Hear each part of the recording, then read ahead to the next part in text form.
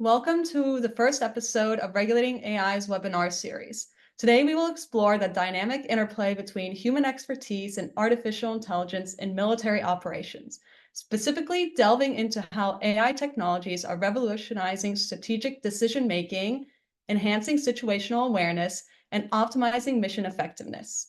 Our goal is to provide you with a comprehensive understanding of the benefits and challenges of fostering human-AI collaboration on the modern battlefield and how this partnership is shaping the future of military operations.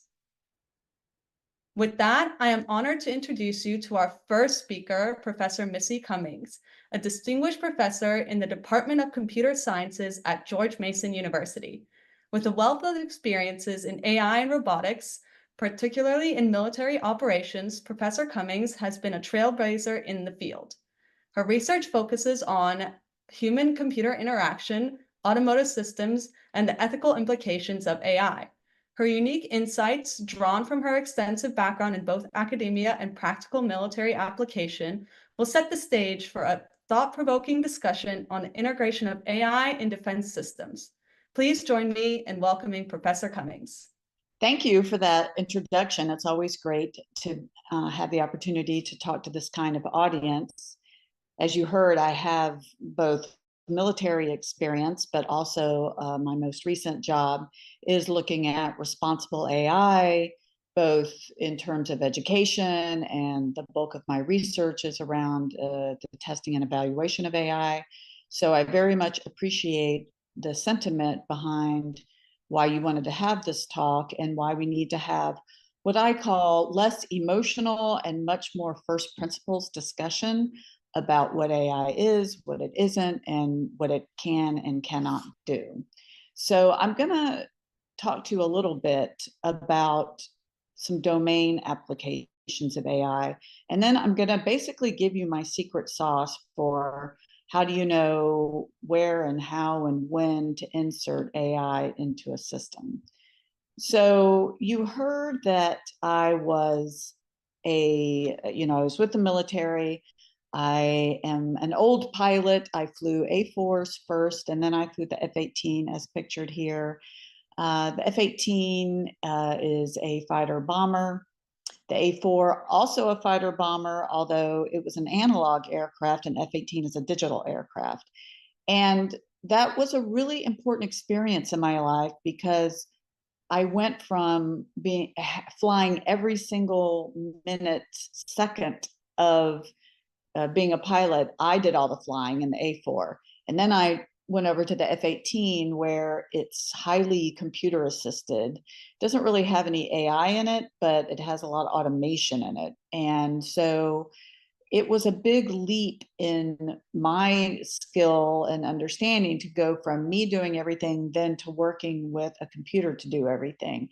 And sometimes it was good. So for example, F-18s can, their performance on the aircraft carrier, which is extremely dangerous because most of the time you're coming aboard the aircraft carrier at 3 a.m., it's eye-watering. It always does a landing better than a human, and thus aircraft carrier landings have become more safe.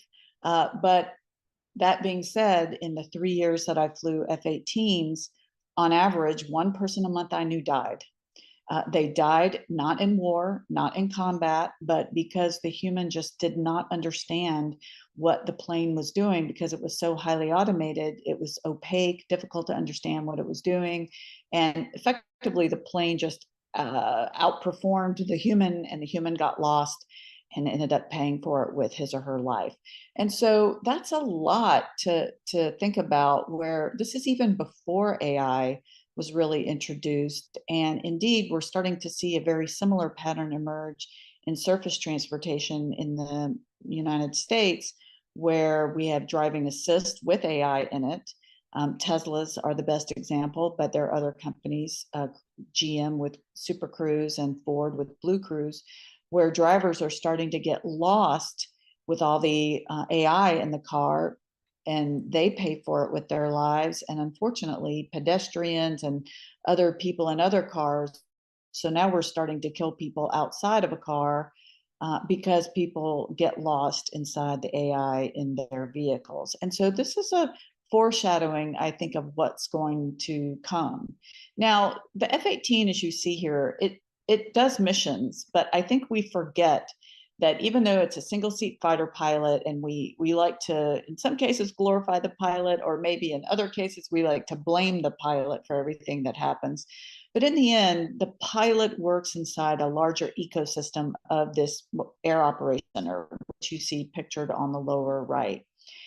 And indeed, the pilot is really just executing a mission with the support of this air operations center. And indeed, these air operations centers are not supporting just aircraft like this with humans in it, but they're also supporting unmanned aerial systems, unmanned aerial vehicles, UAVs, UASs. Lots of people call them drones. And indeed, they're dictating how we're taking manned resources, unmanned resources, and executing some kind of mission.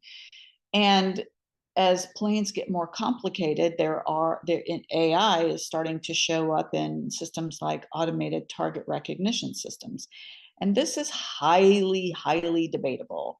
I'm not going to go too much into this other than to say, I think that any discussions of bans is not a good discussion. And I'm going to give you a little bit of lecturing in a second to show you why I think that way. But, there are some times where artificial intelligence in warfare is a good thing. There are some times in warfare where artificial intelligence is a bad thing. It can show up in an individual plane, in an individual drone. It can also be used to help people, like in this Air Operations Center, understand their mission more and execute it, not just more efficiently, but safer and with less collateral damage, which means less killing of civilians. And so we need to understand that AI is a tool, and like many tools, there are good parts about it and bad parts about it. So how do you know what the right human AI balance is? And so I wrote a paper on this. It's really hard to believe it's been a decade. So I'm happy to send along this paper to anybody who's interested.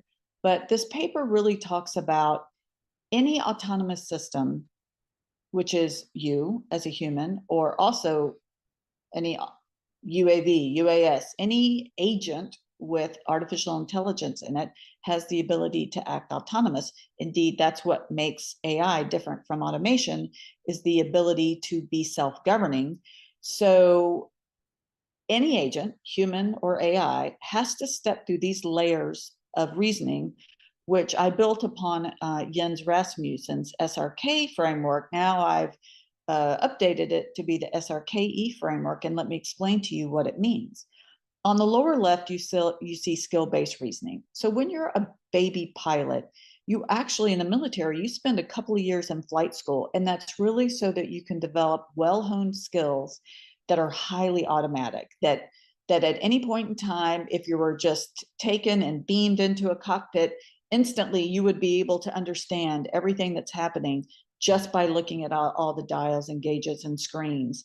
And so it takes a couple of years for you to get that highly rehearsed automatic behavior. But once you've got it, it's a skill that's very difficult to lose because it's so well ingrained inside of you. Now, that's training is what gets that for a human. For an automated agent, let's say like autopilot in an airplane, because that's what it means to have skill-based reasoning.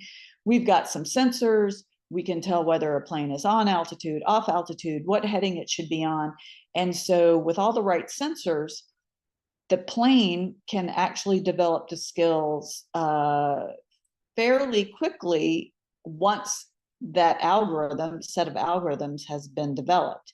And the great thing about AI and autonomy in this form of flying an airplane is once you have an algorithm that will keep, let's say, an F-18 in flight, I can actually take that algorithm with very few adjustments, apply that same algorithm over to an F-15 or a Boeing 787, because flight is flight, and it doesn't really matter what plane you're in. You have to have some adaptation, but the principles of physics are going to hold across all airplanes. Now, once a human or an algorithm figures out how to do skill-based control of some airplane, then that entity can move to something called rule-based reasoning. And that is where we understand that there's a set of rules, signs, symbols, signals in the world that allow us to understand what to do when there's a problem. We can see this codified in aviation as a checklist. So, for example, you'll see in this checklist, it's high engine temperature. One of your engines has high engine temperature. That's bad because it might signal a fire, could signal some other problem. And so you get your checklist, you go through the checklist to figure out what to do it. So you follow a set of rules to effectively manage what is a somewhat uncertain situation. And now you can see that gray arrow in the background is representing uncertainty. We like to use rules to help us mitigate the uncertainty and improve the safety of flight. I learned those rules. I learned to use a checklist to do those rules. As a human AI, we can codify those rules. Indeed, that's what it means to do if then else reasoning in computers, is that you can program in a set of rules. So up to this point, the skills and rules, artificial intelligence does a really, really good job. And indeed, this is what has made drones so effective, is that it can follow skills and rules for the most part, even more safely than humans. This is why F-18s land always better than humans do on an aircraft carrier, because landing on an aircraft carrier is very skill and rule based. If you can perform that very quickly, very accurately, you're going to be the best aircraft carrier pilot. Automation can do this better. We really, at some point in history, humans will not do this anymore because we cannot do it as well as automation. But it's at this point where we go from rule to knowledge that we start to run into trouble. And that's because as you start to see the arrow grow, this means that uncertainty is growing to a point where you have to start making judgments under uncertainty, which means that you as a human or the autonomy, the AI, it's going to have to start making some guesses about what to do. And we've seen in commercial aviation, the best example of this going wrong is the Boeing 737 MAX. We've seen that there was a problem with the pitot-static system on the Boeing 737 MAX, which means it wasn't getting the right air temperature, pressure, air density readings, and the airplane needs that information to execute the rules and the skills. So there was a problem with the sensors, and because the sensors were getting the wrong information, the system, this MCAS system that was underneath, which was basically the smarts of the flight control system, started going crazy. And that is why the plane started flying so erratically. And the automation that, which was, you know, we would call these very low forms of AI inside the Boeing 737 MAX, it could not cope with the uncertainty. It could not cope with the erratic readings. It could not cope with the loss of the pitot-static information. And because it was given too much control authority, meaning it was very difficult for the pilot to take over, that's actually what led to those crashes. There was too much uncertainty. The underlying autonomy could not deal with the uncertainty, which, and by the way, this was just a little uncertainty. You know, the pilots knew what was happening, knew the plane wasn't in an unsafe flight, but because AI doesn't have any real knowledge, and that is the one thing that I can teach you in this lesson. AI doesn't know anything. It never has any understanding. I don't care what kind of AI we're talking about, ChatGPT, Gemini, any generative AI, any predictive AI. AI doesn't know anything because it can't cope with uncertainty. It failed. And in that case, a lot of people paid for it with their lives.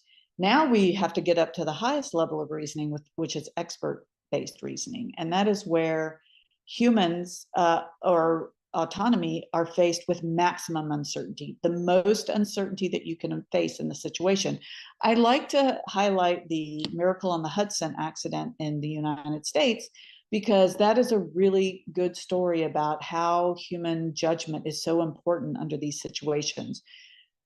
This airplane had a dual engine flameout on takeoff from New York, and bird strike in both engines. That is the most vulnerable place any aircraft is when you're on the takeoff and you lose both engines. But you're now a glider. these commercial aircraft can glide, but you have to figure out, can you make an airport? There were a couple of options in terms of an airport for Chesley Sullenberger, the pilot, or the water. And he was faced with the maximum uncertainty. There was no one to help him. Air traffic controllers couldn't help. It's just him and his co-pilot that had to figure out where is the best place to land. And the outcome speaks for itself, that he made the right decision, because in the face of maximum uncertainty, he went with the most conservative option, which he felt could save everybody's life. And indeed it did. Autonomy right now can't do this. Now, maybe in the future with aviation, commercial aviation, people are working on this in research. Can we actually imbue AI with enough rule-based reasoning to be able to reason its way through this? Maybe. But the problem with this picture, and you can kind of see this at the bottom, humans' knowledge and expert-based reasoning are primarily and almost exclusively in the domain of humans. Computers can't do this. Computers cannot reason under uncertainty at the current time. I'm not saying they never will, but they can't. So let's go back to automated target recognition through computer vision. AI is what we're using, and this is where we hear a lot of talk about banning of AI in military capacities. And it's tricky, because if you've got computer vision that's looking at a building, this is a static target. The computer vision will do a much, much better job at recognizing the building, recognizing the envelope to strike the building, can release a weapon, can actually track the weapon to the millisecond, such that, let's just say, we were very, very sure that this was an enemy building, and then all of a sudden the door opens and a child walks out. The time scale of control is such that automation could immediately divert that weapon and divert it to a place that would, up until almost the last second of striking, it can actually redivert itself for a static target, and potentially not do damage in the case that we made a wrong decision. When we change that building target to anything moving, it's a whole new ballgame. There is no computer vision system on the planet that can track any kind of moving target and do it with any kind of high degree of uncertainty. Any kind of difficult environment where there could be camouflage, for example. So should an AI-driven system be able to strike its own targets? The answer is not black and white. It's not yes or no. It is, where is that target on this arrow?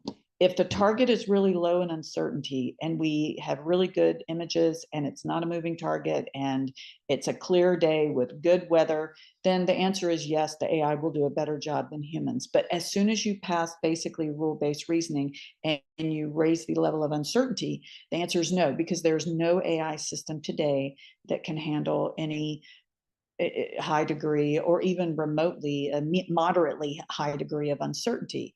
And so this is not satisfying. This answer is not satisfying to people, because the human brain loves to gravitate to black and white, good, bad, evil, not evil, and we've got to appreciate that we cannot have such black and white thinking when it comes to artificial intelligence. And it's going to change over time. Maybe it'll get better. I'm not super optimistic that we're ever going to get to the point where we could have AI prosecute any moving target on the battlefield, because as a researcher, I do not see the progress that we would need to make that happen. But also, again, we shouldn't be talking about banning AI, because there are some military applications where it is actually much safer and indeed will reduce collateral damage. And so I think that when we talk about responsible AI, we should talk about it. We need to talk about it. But the one thing that I would wish that everybody on this call would remember is, for a lot of these systems, the real point of responsibility is making sure that whoever's deciding to acquire a system, that they understand that they need to write the requirements and do all the sufficient testing to make sure that they know what the capabilities are. And the people who are selling this technology should be held to the highest of standards, that when Raytheon, for example, sells a missile, that it tells you exactly what the operational domains are in that anything with AI is capable of operating in. Because one of my greatest fears going forward is the off-label use of AI. So for example, if we have a weapon system that is 99.9999999% accurate at striking buildings, that's great, but there's a propensity in the military then to say, oh, well, if it hit that building, we can make it hit the ship, and we can use it, it's no problem. And the answer is you can't, because if you're using an AI system, particularly something with computer vision that was trained on, for example, buildings, it can only work on buildings, and it can only work on certain buildings and certain buildings of certain dimensions. If you then try to take that missile and put it onto a ship, it will not work, and it could cause all kinds of problems. It will cost people their lives. And so I'm trying to really socialize this idea that off-label use of AI is the real challenge in the future. And I'm hoping that organizations like this can really start bringing that idea of what is acceptable use of AI, what is off-label use of AI, what is not acceptable use of AI, and be able to make sure that we can test and evaluate these systems, and also the agencies operating these systems, to make sure that people will not take AI meant for one application and either accidentally or on purpose do this off-label use and use it in an inappropriate way. Thank you for that informative discussion, Professor Cummings. We have a few questions for you, and in the spirit of this being a pre-NATO summit webinar, I will start up with a couple questions about NATO. First, how does AI factor into NATO's plans? And how can NATO member countries work together to ensure the ethical and effective integration of AI technologies in defense systems? So I think the most important set of steps for any country, NATO or cluster of countries, when they're trying to think about where and how, they're going to provide guidance to their members about what to do about AI, I think it's really important to recognize, again, AI is a tool in a toolbox. It is not this overarching capability in and of itself. So one way that NATO could be using AI, for example, would be in decision support systems that could be used jointly across multiple countries. If we're going to go in and, for example, provide aid, there's a lot of countries, what's going on in Palestine right now, in Gaza, there's got to be aid. But there's a lot of complications. There's a complications of, it's an active war zone. What are we going to do about, there's ways that we can approach on land. There's ways that you can approach over the ocean. There's going to be no-fly areas. There's a lot of agencies involved. And so that's a good example of, there are so many constraints that have to be respected, that AI can actually find solutions in terms of, these would be the right time windows, this would be maybe the best route given all of these other constraints. So AI in this sense could be very helpful for developing plans to optimize when we might be able to deliver aid to a particular complicated scenario like what's happening right now. So that's a great use of AI. More problematic would be, well, what about automated target recognition? That is the holy grail, I think, of where people want to see AI, because it is that ability that then gets you to robo weapons. And, that becomes a very controversial point. And, for the reasons I just talked about, you might want a robo weapon and you might not want a robo weapon. But I think what I would ask is that NATO really start developing guidelines for just looking at, for example, what is off-label use? Like, we are going to define off-label use of AI as this thing and that thing, and we as an entity are going to come together and say off-label use of AI, is highly discouraged, in NATO language. So I think that there's a lot that NATO can do about developing guidelines for off-label use, for example, developing guidelines for testing of any kind of weapon systems with AI. But even in that humanitarian situation, AI doesn't always get it right. And so we need ways to insert checks and balances to make sure that we know that even in the case of the humanitarian aid plan, if AI gives us a complicated plan of where we can insert aid, that it doesn't actually hallucinate and make a recommendation that would then otherwise cost the people who are delivering aids their life, right? So this is true of AI in NATO, AI in all militaries, and actually AI in all governments who have any where they're connecting AI to safety critical systems. You've got to babysit AI, and knowing when and where and right in the right place to supervise AI. When should you check it? When should you not check it? People everywhere, companies, agencies need the guidelines for when and where we need human oversight of AI. And this would be a great focus for NATO. So your mention of aid is quite interesting, and I definitely think that's a great benefit of AI. But also, as you mentioned, we need to ensure they have checks and balances. So on to my next question is, what are the key ethical considerations when deploying AI in military contexts? And how can we ensure that AI systems are developed and used in ways that uphold international humanitarian laws and ethical standards? So I'm about to give a very unsatisfying answer, which nobody likes, which is it depends.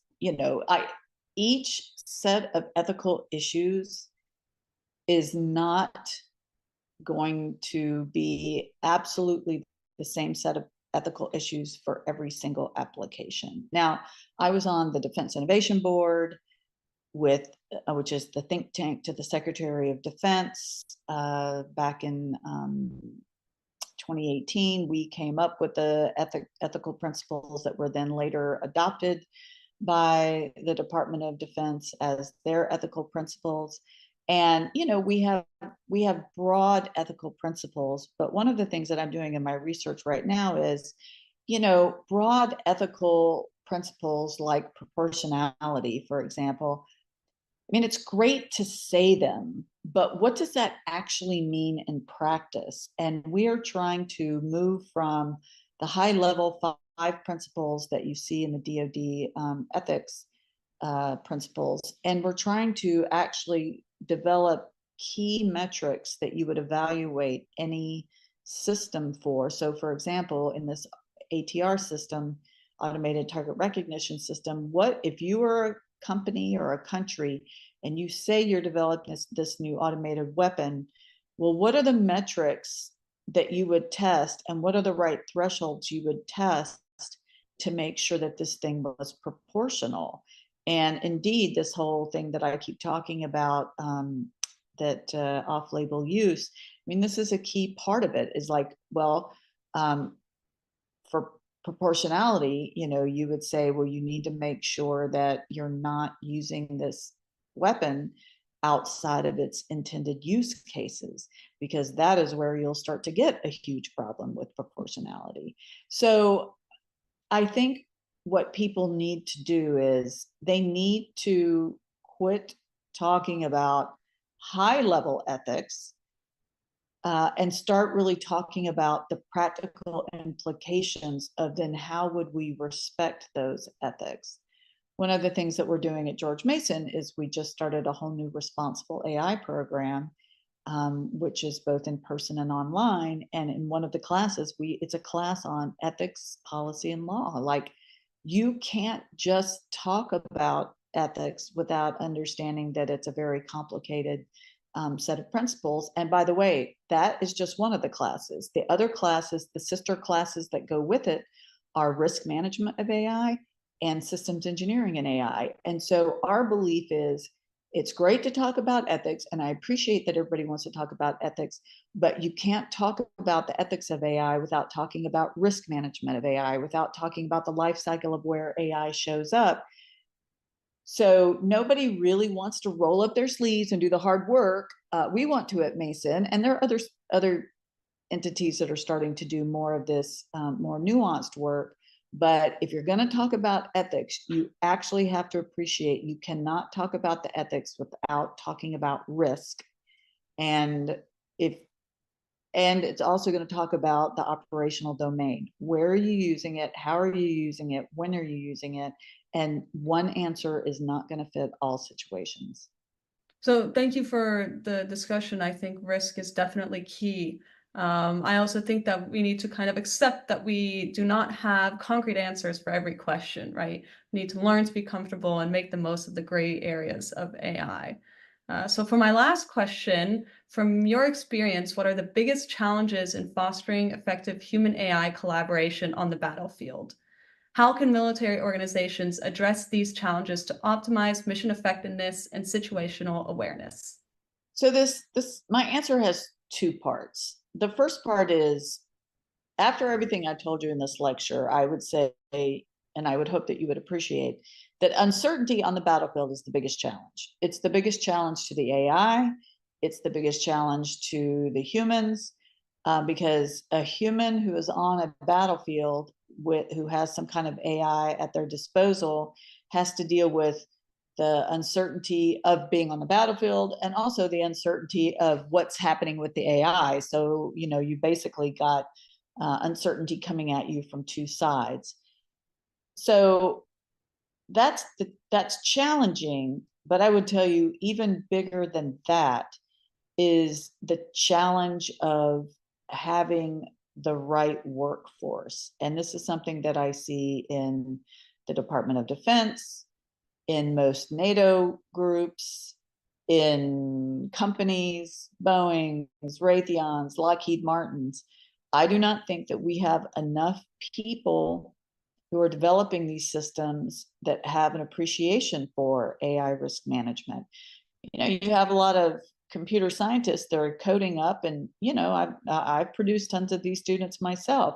They're anxious to code, they're anxious to get things working, they like to get things working, but not enough people are then talking about, oh, let's test it, let's do the formal evaluation. How are we dealing with risk? And not enough people in the government are asking companies, how are they dealing with risk, and what's the risk profile look like going forward? And so these really fundamentally come down to having the right workforce, having the right people who have the right background. And at the sake of annoying people or just flat out insulting them, I'm just telling you, if you are forming your opinions based on a couple of Wired magazine articles about AI, you're not helping. You're part of the problem. And this is something that I see quite a bit in the United States. There are a lot of people talking about AI. They actually don't know what they're talking about. And that could be anywhere from the media all the way up to high level ranking people. You need to have people know what they're talking about, especially people in the acquisition chain of command and the test and evaluation chain of command. And so we need to do more. NATO needs to do more about making sure that everyone who has something to say that can have an effect on future policy is actually qualified to make those decisions when it comes to AI. Thank you so much. I really appreciated your time and you answering all the questions. It was very informative to me, and I think everyone else will feel the same way.